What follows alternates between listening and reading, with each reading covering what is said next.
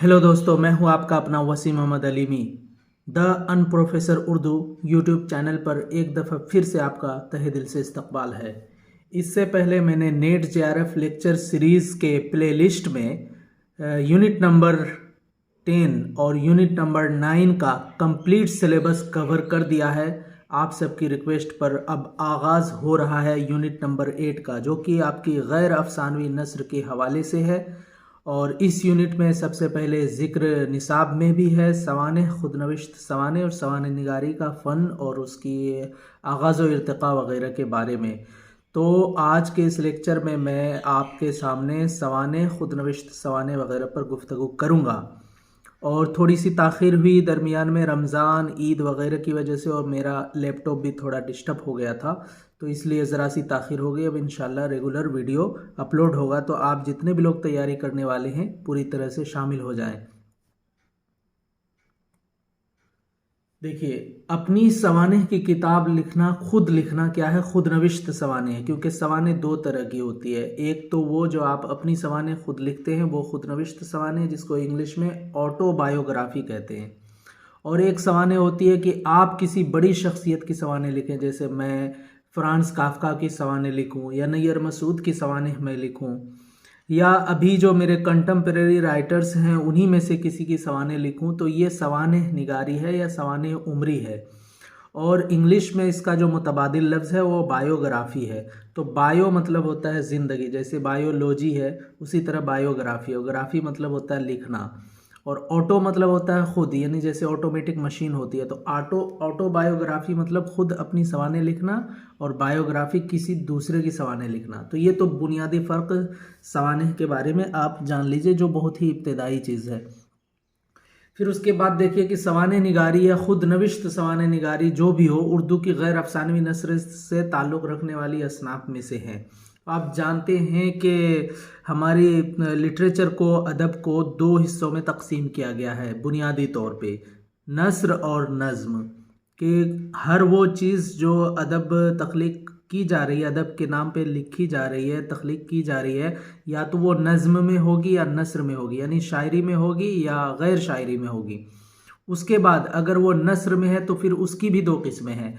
या तो वो अफसानवी नस्र होगी, यानी उसमें फ़िक्शन होगा, जैसे कि दास्तान है, नावल है, अफसाना है, या फिर उसमें जो हक़ाइक़ बयान हो रहे हैं वो बिल्कुल सही तौर पे होंगे, तो उसको बोला गया है गैर अफसानवी नस्र। यानी उसमें जो ज़मान व मकान का ज़िक्र है, जो तारीख़ वगैरह का ज़िक्र है, जो किसी किरदार का ज़िक्र है, किसी शख्सियत का ज़िक्र है, तो वो ख़याली नहीं है। जैसे मंटो का अफसाना है मंगू कोचवान, तो उसमें जो किरदार है मंगू कोचवान, तो वो एक ख़याली किरदार है। या इसी तरह आप कुर्रतुल ऐन हैदर का जो कोई कोई नावल उठा लीजिए, उसमें जो किरदार है वो ख़याली किरदार है। या जो ड्रामे हैं, ड्रामों में जो किस्से हैं वो ख़याली हैं, फ़िक्शन है, उनका सही होना ज़रूरी नहीं है, बस औक़ात अगर तारीख़ी तौर पे हों तो सही भी हो सकते हैं।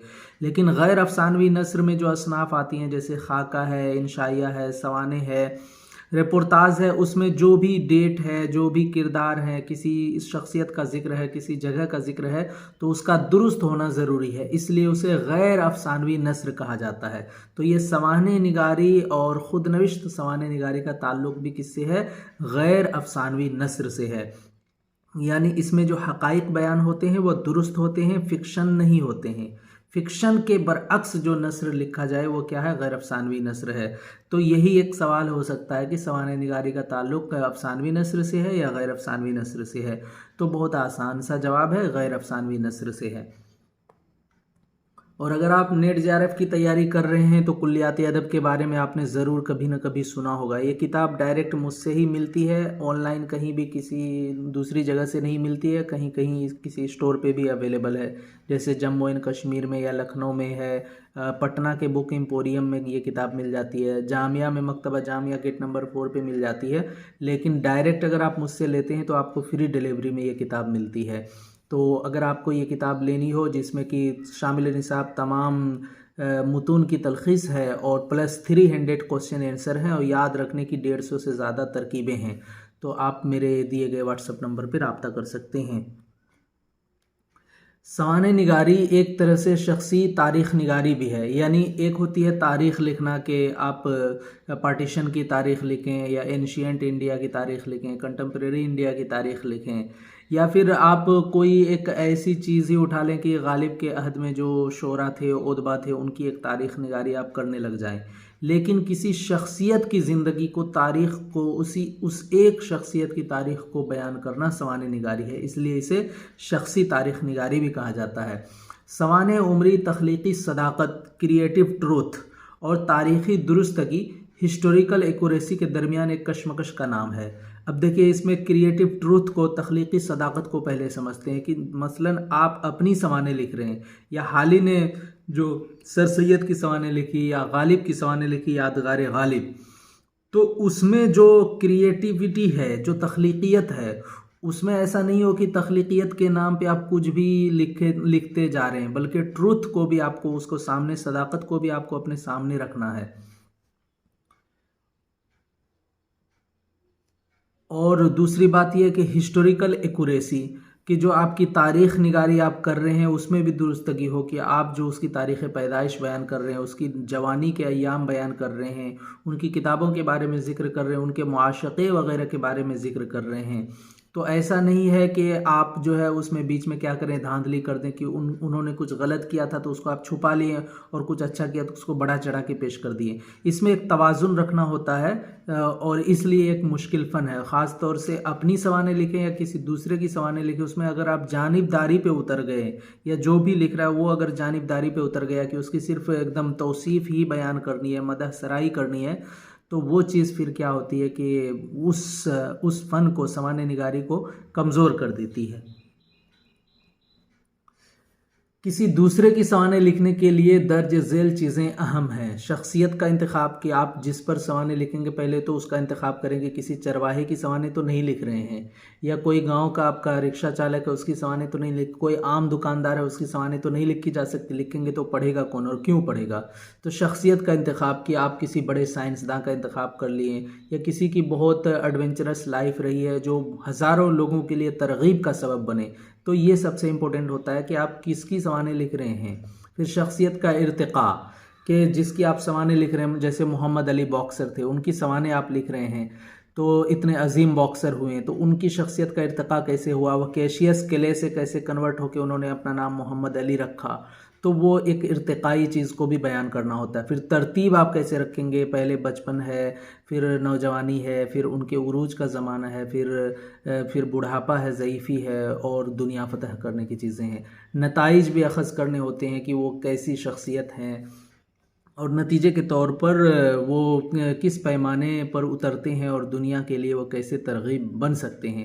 इसी तरह उस्लूब, यानी जो आप सवानें लिख रहे हैं उसमें उस्लूब भी ऐसा ना हो कि अफसानवी उस्लूब अपना लें या बहुत रूखा फीका उस्लूब अपना लें। और तारीख़ी वाक़यात, वारदात, ये चीज़ें सवाने उम्री के लिए ज़रूरी होती हैं। तो अभी मैं सवाने निगारी के फ़न पर बात कर रहा हूँ, अगली वीडियो में मैं इसके इर्तिक़ा पर मुकम्मल तौर पर गुफ्तगू भी करूँगा। और लास्ट तक आप बने रहिए इस वीडियो में। लास्ट में एक बेहतरीन क्विज़ भी है, उसको अगर आप करेंगे तो आपके नेट जेआरएफ की तैयारी में बहुत ही मददगार साबित होगी वो क्विज़। सवाने निगारी के लिए ज़रूरी है कि इंसान हक़ाइक़ को छुपाने की कोशिश ना करे, बल्कि हक़ाइक़ को इस तरह बयान करे कि पढ़ने वाले को मौसूफ़ से नफ़रत ना हो, बल्कि एक रहम का जज्बा उभरे। यानी अगर उसके अंदर कोई बुराई भी है कि उसने किसी से धोखा किया, और या किसी को धोखा दिया, उसके साथ कुछ गलत हुआ, तो उसको आप इस तरह से बयान करें कि पढ़ने वाले को नफ़रत नहीं हो, बल्कि एक रहम का जज्बा उभरे कि हाँ यार, गलती इंसान से हो जाती है। फिर उसकी तलाफ़ी उन्होंने कैसे की, और उसके बावजूद भी अपने रिश्ते को बरकरार रखा, ये चीज़ें होती हैं। उर्दू में भी ऐसी एक तारीख़ है, किसी अदीब थे, उसको किसी मतलब अदीबा से मोहब्बत हो गई थी, और उस अदीबा ने जब अपनी सवानें लिखी तो वो जो दूसरे अदीब थे उन्होंने ख़ुदकुशी की थी उनकी मोहब्बत में, लेकिन उसने जो है उसका ज़िक्र नहीं किया। उर्दू ही का वाक़या मैं बयान कर रहा हूँ, और मुझे अभी एग्जैक्ट याद नहीं है किसका वाक़या है। हमारे उस्ताद मोहतरम प्रोफेसर सरवरुल हुदा ने जामिया मिल्लिया इस्लामिया में लेक्चर के दौरान ये हमें बताया था। तो उस अदीबा ने जब अपनी सवानें लिखी तो अपने उस आशिक का जिक्र नहीं किया जिन्होंने उनकी मोहब्बत में ख़ुदकुशी की थी। और फिर दूसरे अदीब को वो किताब देने के लिए गई तो वो उसमें ढूंढने लगे कि बताइए इतने बड़े अदीब इनकी मोहब्बत में ख़ुदकुशी करके चले गए, उनका जिक्र किया या नहीं किया। तो उन्होंने देखा कि जिक्र नहीं किया तो किताब उठा के जहाँ तक उनकी ताकत होती थी वहाँ तक उठा के फेंक दिया कि कोई आपकी मोहब्बत में जान दे दिया, किसी ने आपकी मोहब्बत में, आपके इश्क में ख़ुदकुशी कर ली और आपने अपनी सवान में उसका जिक्र तक नहीं किया है, किताब उठा के फेंक दी उन्होंने। तो ऐसा नहीं होना चाहिए, यानी किताब फेंकनी चाहिए। ऐसा नहीं होना चाहिए कि कोई इतना बड़ा वाक़या को अपनी सवाने में छुपा ले, क्योंकि उससे उनकी शख्सियत मजरूह होती है। ऐसा नहीं होना चाहिए, बल्कि हक़ाइक़ की, जो मैंने प्रीवियसली ज़िक्र किया, हिस्टोरिकल एक्यूरेसी और क्रिएटिव ट्रूथ, सवानें किसी की भी नहीं लिखी जाती, बल्कि जिसकी मन तिसकी चाहिएगा तो नहीं होगा, बल्कि शख्सियत ऐसी हो कि दुनिया उसके बारे में दिलचस्पी ले। कोई बड़ा अदीब हो, कोई बड़ा और अजीम इंसान हो, ऐसा नहीं कि अपने गांव के चरवाहे की सवानें हयात लिखने बैठ जाए कोई। तो ये मैंने पहले जिक्र कर दिया है। कुछ अहम सवानें, खुदनविश्त सवानें, नज़ीर अहमद की कहानी है, मिर्ज़ा फ़रहतुल्लाह बैग, ये बहुत दिलचस्प है, कभी वक्त लगे तो ज़रूर पढ़िए और मुख्तसर भी है।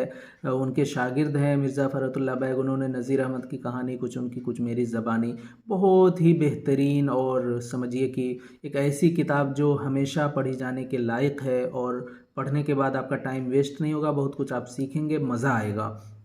यादों की बारात है जो शमलियाबादी की मशहूर है, लेकिन नेट JRF के निसाब में शामिल नहीं है। लेकिन इतना तो जानना ज़रूरी है आपके लिए, हाँ इतना तो जानना ज़रूरी है आपके लिए कि यादों की बारात सवानेह किनकी है और इसमें कितने लोगों का जिक्र है। एक बार आप जो है ना इसको खोल के, जो भी नेट JRF की तैयारी कर रहे हैं, इस किताब को ज़रा सा 2-3 इब्तदाई सफ़हात ही इसकी फ़हरिस्त ही देख लीजिएगा तो आपको पता चलेगा कि किस लेवल की सवानें है। और इसको नेट JRF के निसाब में शामिल होना चाहिए था, लेकिन पता नहीं किस मसलियत के तहत इन्होंने इनकी सवानें यादों की बारात को शामिल नहीं किया। इसाबाद ख़राबे में ये तो निसाब में ही शामिल है, वुरूद मसूद निसाब में ही शामिल है, तो आप पढ़ेंगे ही ज़रूर और इस पर मैं तफसीली गुफ्तगू करूँगा। मेरी किताब में भी इस पर बहुत तफसील से बयान मौजूद है, कुल्लियात अदब में। कार्लाइल के मुताबिक सवाने उम्री किसी एक इंसान की ज़िंदगी है, किसी एक इंसान की ज़िंदगी सवाने उम्री है, यानी पूरी ज़िंदगी बयान करना सवाने उम्री है। ये बहुत ही शॉर्ट एंड बेस्ड डिफिनेशन है, इसको हमेशा याद रखिए आप लोग, और इम्तिहान में पूछा भी जा सकता है कार्लाइल का कौल। उर्दू में सवाने निगारी की इब्तदाई रिवायात, देखिए कोई भी फ़न उर्दू में ख़ास तौर से खाका निगारी हो, इंशाइया निगारी हो, सवाने हो, अफसाना निगारी हो, उसकी कुछ इब्तदाई नुकूश पहले ही मिलने शुरू हो जाते हैं। बाज़ाब्ता आगाज़ तो बाद में होता है, जैसे तनक़ीद में ही है। तनक़ीद के बारे में कहा जाता है कि तनक़ीद के बुनियादी अनासिर तो सूफिया किराम के यहाँ मिलने लग जाते हैं। तो उसी तरह सवाने निगारी की भी चीज़ें हमें सूफिया की किताबों में मिलने लगती हैं। सूफिया ख़ास तौर से जो मलफूज़ात लिखते थे, बुज़ुर्गान दीन का उठना बैठना, चलना फिरना, बातें करना, तो वो जो मलफूज़ात लिखी गई हैं बुज़ुर्गान दीन की, तो उसमें सवाने निगारी के अनासिर हैं। बाज़ाब्ता सवाने निगारी नहीं है, लेकिन कहीं किसी बुज़ुर्ग की जवानी का जिक्र है, कहीं किसी बुज़ुर्ग की तकरीर का जिक्र है, कि किसी बुज़ुर्ग की बचपन का जिक्र है कि वो बचपन में इतने शरीफ थे, सादा थे, वगैरह वगैरह। तो अनासिर मिलने शुरू हो जाते हैं। इसी तरह शोरा उर्दू के जो तज़किरे लिखे गए, मीर तकी मीर की किताब नुकात शोरा, मोहम्मद हुसैन आज़ाद की किताब आब हयात, इसी तरह मुसहफ़ी के जो तज़किरे हैं और भी जो तज़किरे लिखे गए हैं, उन तमाम तज़किरों में जो शोरा के अहवाल दर्ज हैं वो क्या हैं, दरअसल सवाने निगारी के बुनियादी अनासिर हैं और इब्तदाई नुकूश हैं। आब हयात ही को आप देख लीजिए, मोहम्मद हुसैन आज़ाद, जहाँ उन्होंने अपने उस्ताद ज़ौक़ इब्राहिम देहलवी का जिक्र किया है तो कैसे एक एक चीज़ को बयान किया है।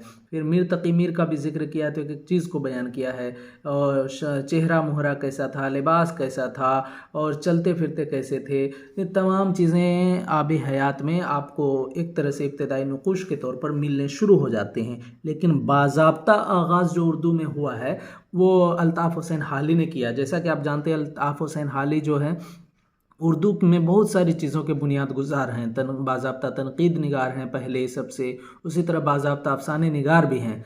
तो इनकी या किसी की भी बाज़ाब्ता सवाने उर्दू में जो सबसे पहले छपी 1884 में हयात सादी। आप जानते हैं हयात सादी, सादी कौन है? सादी शिराजी फ़ारसी के मशहूर शायर हैं। गुलिस्तान बुस्तान इनकी किताब है। यादगार गालिब अल्ताफ़ हुसैन हाली ने गालिब पर लिखी है, और ये एक ऐसे शागिर्द हैं जिन्होंने गालिब को तो ऐसे दुनिया पहले ही जानती थी, लेकिन यादगार गालिब जब आई दुनिया के सामने अल्ताफ़ हुसैन हाली की किताब, तब गालिब की अहमियत और भी दोबाला हो गई, और उसके बाद से तो फिर गालिब पूरी दुनिया पर छा गए। और इसी तरह हयात जावेद, ये सर सैयद अहमद ख़ां की सवाने है जो अल्ताफ़ हुसैन हाली ने लिखी है। चलिए अब क्विज़ टाइम है। क्विज़ है आपके लिए, उर्दू सवाने निगारी में सबसे पहले कौन से नक्काद हैं जिसने नफ्सियाती तनकीद के अनासिर को इस्तेमाल किया? किसमें? सवानेह निगारी में, तनकीद में नहीं। सवानेह लिखते हुए नफ्सियाती तनकीद के अनासिर को किसने इस्तेमाल किया? ऑप्शन में अल्ताफ़ हुसैन हाली, डॉक्टर सैयद अब्दुल्ला, सैयद सुलेमान नदवी, इबादत बरेलवी। तो सही जवाब लिखने वालों को मैं मेंशन करूंगा और नेक्स्ट वीडियो में उनका जिक्र होगा, तो आप सही जवाब कमेंट बॉक्स में बता सकते हैं। वीडियो अच्छी लगी हो तो लाइक करें, शेयर करें, सब्सक्राइब करें, दोस्तों से शेयर करें, और नेट जेआरएफ की अच्छी तैयारी के लिए द अनप्रोफेसर उर्दू चैनल से वाबस्तगी बनाए रखें। बहुत बहुत शुक्रिया।